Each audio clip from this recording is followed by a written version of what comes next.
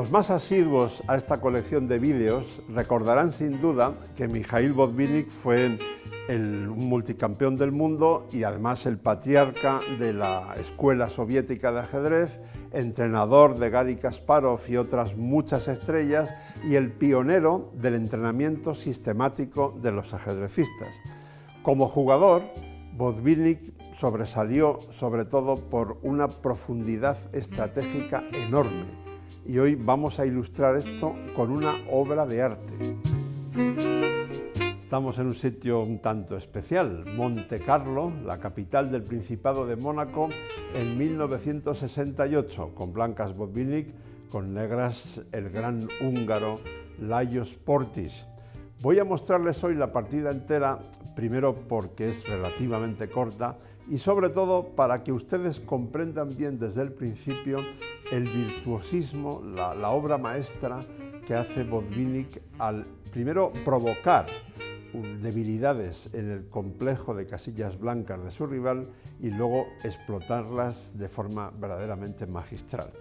Bueno, fue una apertura inglesa, insisto, Botvinnik tiene las blancas, C4, E5, caballo C3, caballo F6, G3, D5, C por D5, caballo por D5, alfil G2, alfil E6. Quiero recalcar una cosa, si ustedes son asiduos practicantes de la apertura inglesa, entonces el análisis concienzudo y profundo de esta partida es poco menos que obligatorio para ustedes. Pero aunque no lo sean, aunque no les interesen especialmente los tipos de posiciones que se infieren de la apertura inglesa, les aseguro que esta partida les va a dejar muy impresionados. Bien, juegan las blancas, caballo F3, caballo C6, enroque corto, caballo B6. Una vez completado el desarrollo del flanco de rey, Botvinnik da salida a su otro alfil con D3 y sigue alfil E7, A3 que tiene la amenaza posicional de B4 ganando espacio en el ala de dama, Portis lo impide con A5, Botvinnik desarrolla la única pieza menor que le quedaba con alfil E3, las negras se enrocan y ahora viene el momento quizá más importante de la partida desde el punto de vista estratégico. Botvinnik juega caballo A4 para empezar su expansión y su presión en el flanco de dama. Y aquí, aunque luego hay un momento, digamos, que tácticamente sería la posición más crítica de la partida, pero estratégicamente el punto clave es este. Aquí Portis se equivoca al cambiar los caballos. Si hubiese jugado caballo D5, tocando a este alfil de E3, probablemente habría seguido alfil C5 y bueno, digamos que es un poco más fácil jugar con las blancas, pero la posición se puede considerar más o menos equilibrada en ese caso. Sin embargo, después de que Portis tome en A4, aunque a primera vista pues puede parecer que las blancas no tienen gran cosa aquí, ¿no?, con todas las piezas ahí apelotonadas, pero la presión que ejercen estos dos alfiles sobre el flanco de dama, unida a esta columna semiabierta C y a la dama en A4, van a ver ustedes que es realmente muy molesta. Bueno, Portis pensaba muy probablemente aquí que él no estaba mal, porque esta serie de jugadas que había hecho le permitía jugar alfil D5, digamos, oponiendo su alfil al poderosísimo que tienen las blancas en G2. Pero ahora Botvinnik simplemente, digamos, con la sencillez de los genios, lo que hace es llevar las torres a la columna semiabierta. Después de torre de F a C1, siguió torre E8, torre C2, alfil F8, Botvinnik dobla las torres. Y aquí llegamos al momento, digamos, crítico desde el punto de vista táctico. Si ustedes ponen esta posición a sus amigos inhumanos, a esos programas informáticos que calculan millones de jugadas por segundo, probablemente les van a decir que las blancas tienen una pequeña ventaja. Yo creo que los programas, los módulos informáticos en posiciones así deberían incluir una leyenda, deberían poner pequeña ventaja para una máquina. Para un ser humano es una gran ventaja, porque es mucho más fácil jugar esta posición con las blancas que con las negras. Su amigo inhumano les dirá que aquí las negras, en lugar de lo que hizo Portis, tendrían que jugar, no sé, por ejemplo, H6, ¿no? Bueno, pero es que entonces el plan de las blancas sería, por ejemplo, caballo D2, se cambian los alfiles de casillas blancas y luego este caballo que estaría en D2, bien sea vía E4 o bien vía B3, llegaría hasta C5, tocando este peón de B7, con las dos torres presionando ahí.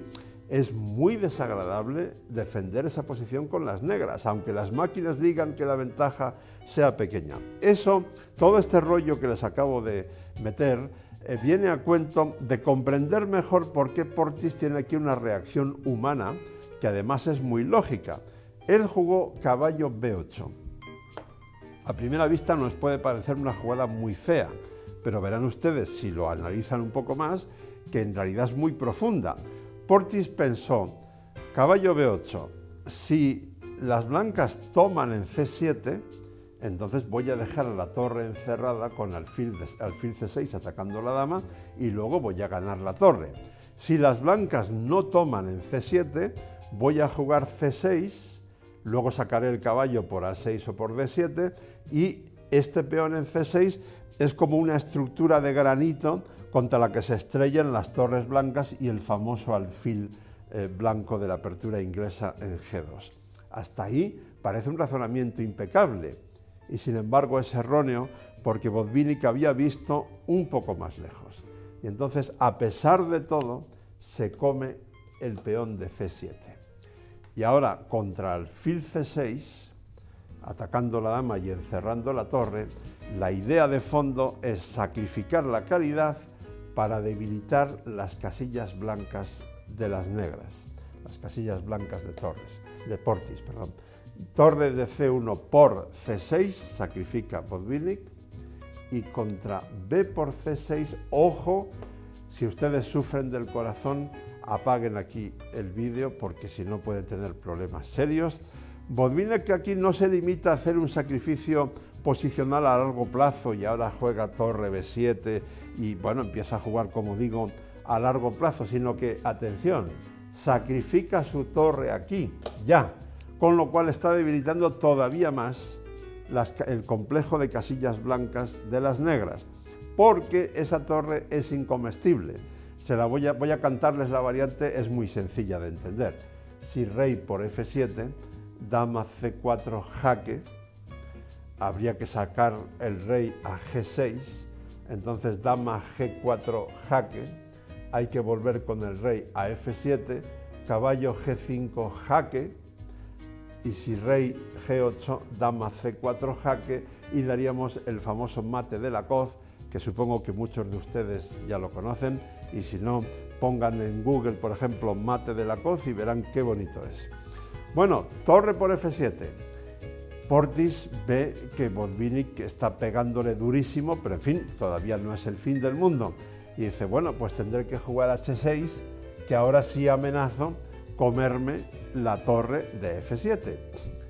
Bien, entonces torre B7 hay que retirarla, dama C8 atacando la torre de B7, dama C4 jaque, rey H8 y atención a aquellos que tengan problemas cardíacos, nuevamente les advierto, ojo porque van a tener otra vez una sensación muy fuerte.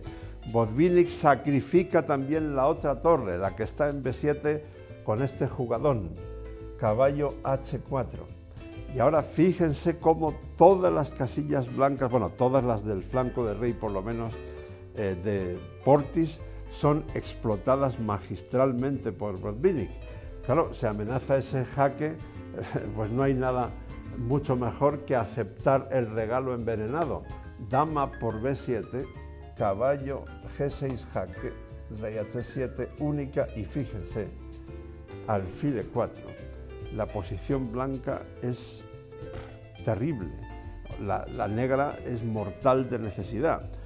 casillas blancas. Este alfil es un auténtico monstruo y en combinación con la dama y ese caballo, incluso de este alfil también, o sea, las 4 piezas blancas muy bien coordinadas amenazan tantas cosas que Portis podría haber abandonado ya aquí, pero nos hizo el favor de hacer unas cuantas jugadas más para que el final fuera todavía más bonito, ¿no? Siguió con alfil de 6. Bueno, les aclaro una cosa, cualquier cosa que hagan las negras es inútil y el remate sería parecido al de la partida.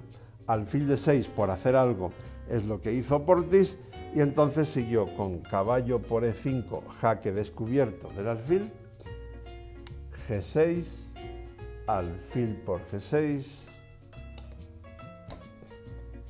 rey G7, y ahora la traca final de fuegos artificiales.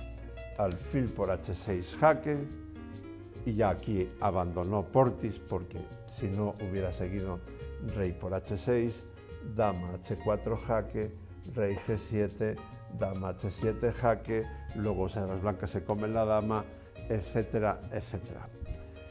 Quiero insistir en una cosa importante.